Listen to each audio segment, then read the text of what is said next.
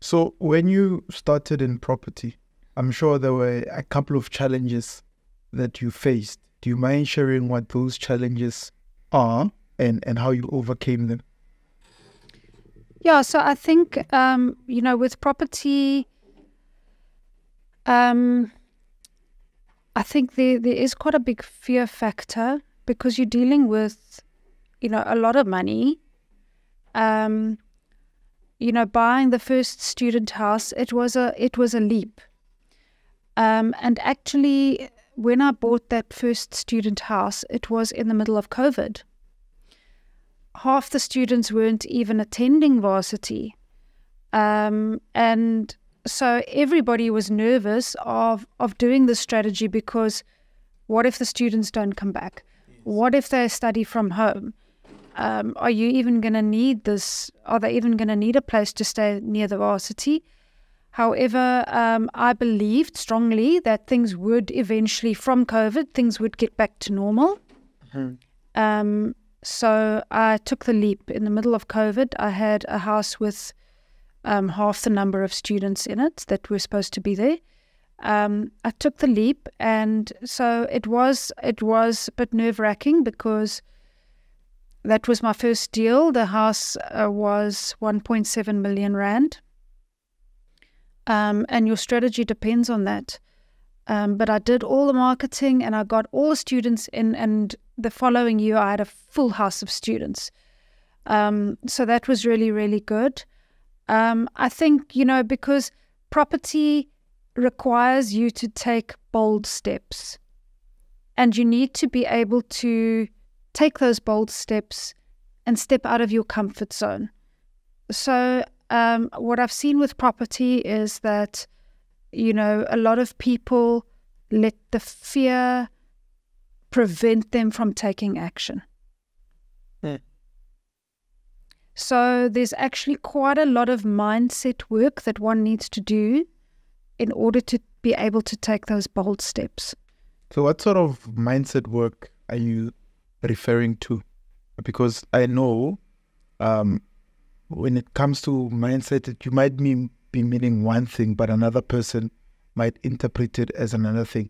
What is the mindset work that you did? And maybe perhaps I can ask this question and say, is it because there was some education and training that you went through before you got into property, which shaped the mindset?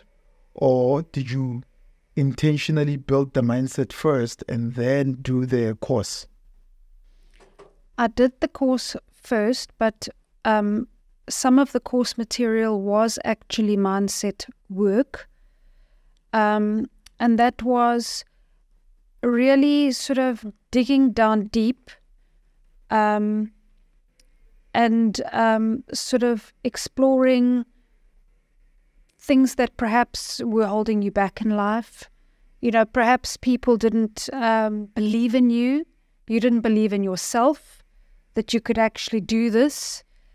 And those are the kinds of internal things that I think are quite important to do, to actually believe you can do this, have confidence in yourself, and take the steps needed. And if you're struggling with that, maybe you need to find somebody then to actually help you to overcome some of your internal obstacles that you have.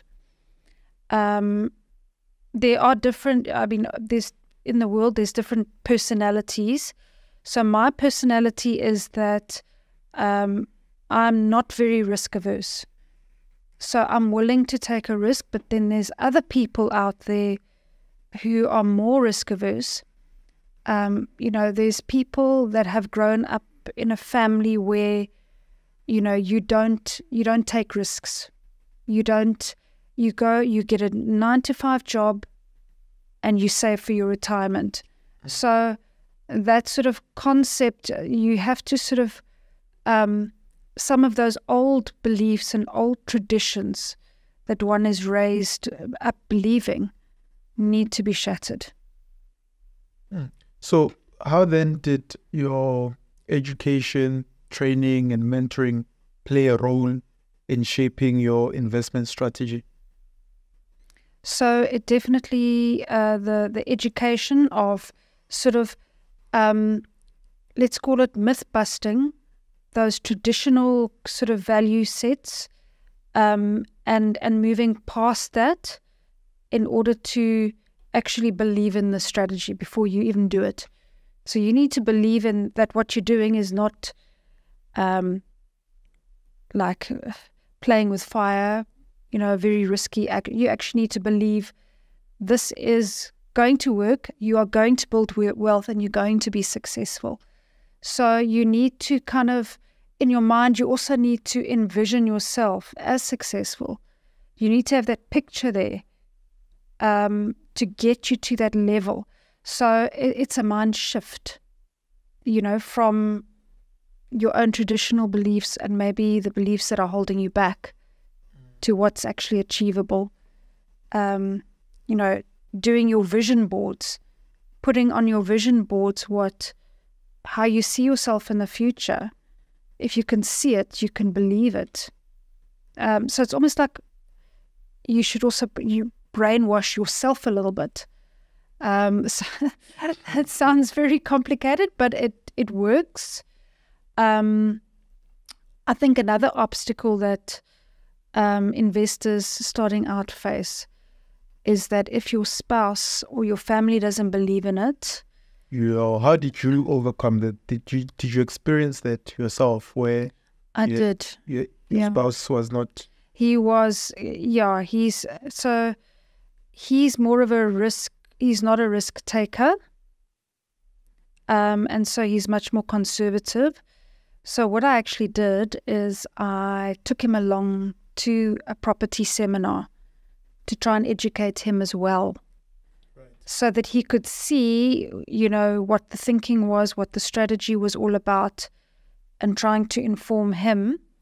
And luckily, that did actually go a long way into convincing him to do this, or to support me in doing it. So that is an obstacle, and couples need to sit down, they need to talk about it, and they need to, the person wanting to actually do the investing needs to try and educate the spouse, because otherwise that spouse can really hold them back, because it's very difficult to take action if somebody's saying, no, this is not a good idea. So it can be quite an obstacle in this journey as well.